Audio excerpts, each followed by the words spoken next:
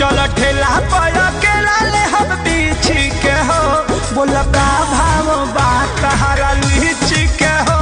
बोल का भाव बात हरा लीची के हो जाई बहरा बदर न लगाई बाजी न हो अब बाजा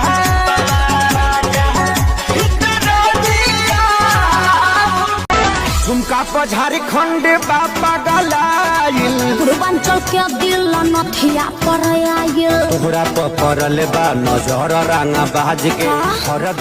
खाला सलाद ने बुगारी के जा खाला सलाद ने बुगारी के जा आइला तो मुहावा